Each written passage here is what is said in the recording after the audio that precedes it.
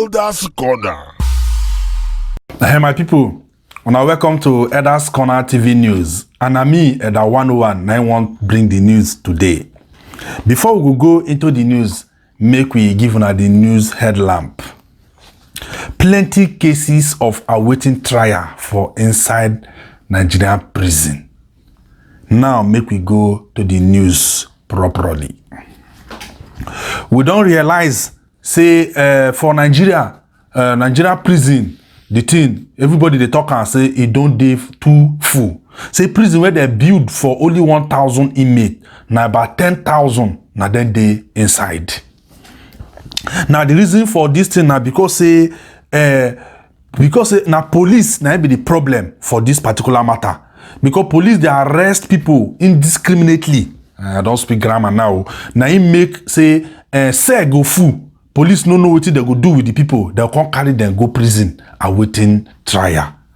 So now it be the issue. You get one information when we get and we watch the video, we can't discover say this thing no good at all. Maybe we talk so that the authorities, in case they don't know what they go on there, may they know. Because it gets some group of people where they complain. They say you get one man where they always visit prison, they help them. Now he bring out the video. The people come to say, as they day here, so one of them say, in don't they awaiting trial for about 8 years. And the offense where they even bring and therefore, you don't even know. In the drink with a friend for front of their compound, police just come, bam, raid all of them. What do we do? Police talk say they get information, some robbers they plan to go rob and say na them be the armed robber. We not be armed robber. Now so police come say me they come bail themselves. They no get money bail themselves. The ones who fit bail. The remaining one, now so the police charge them go court. And the police go see bring lawyer for them. Then they'll come ask them, are you guilty or not guilty? They say they're not guilty. Then they go adjourn case. This matter, now so they adjourn case from police say now come carry them go prison awaiting trial. 5 years don't pass. 6 years don't pass. On a type person, papa and mama and their people brother for inside prison for offense where they no commit. In fact, for Nigeria prison, 50% of the people inside prison now waiting trial they be. 30% of those people where they are waiting trial, they don't do anything. They don't do anything. Now, police, they arrest them anyhow. Police go arrest some people, say, they arrest some people because they catch them for one street where they keep person 2 weeks ago. No only in Nigeria, they will keep person. Then that road, nobody go pass them until after 1 month. If you pass there, they'll say you follow. All those kind of things. So, what to make us they read this news, be say people are suffering in the prison. And if they do the offense, nobody, no wahala.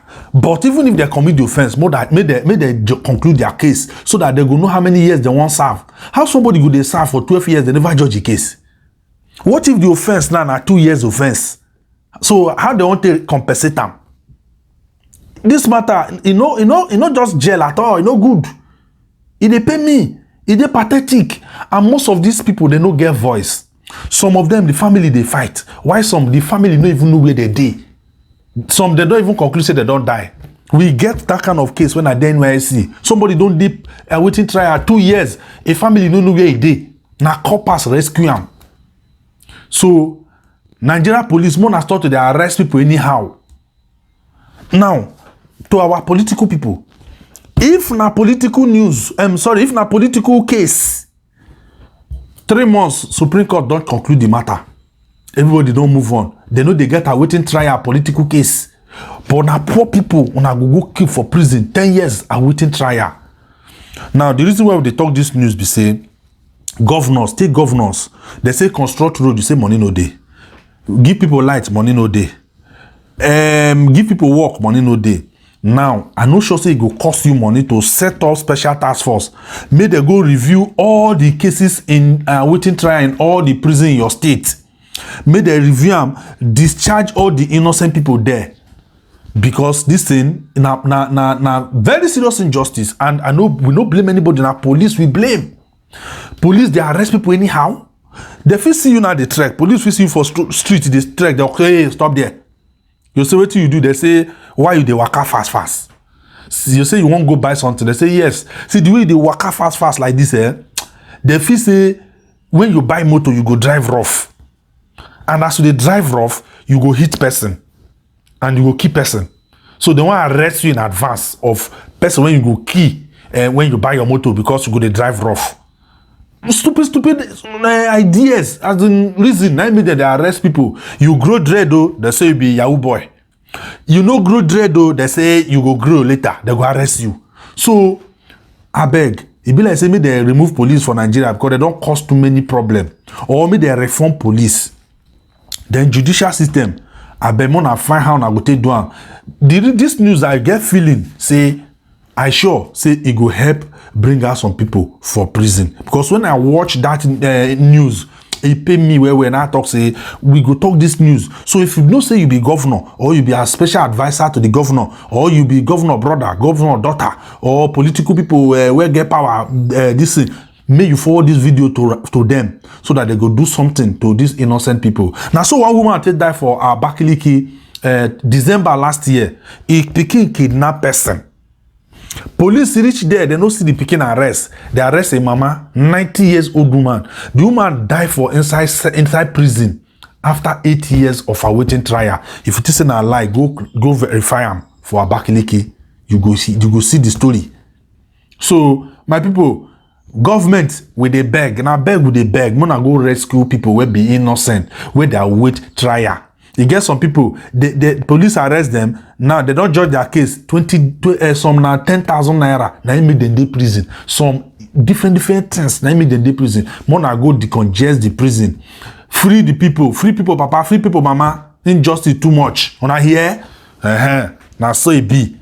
This news they reach now for Elders Corner. And I mean, the 101, now they talk the news. Make we go to Elders Dictionary. Because now so the news reach today.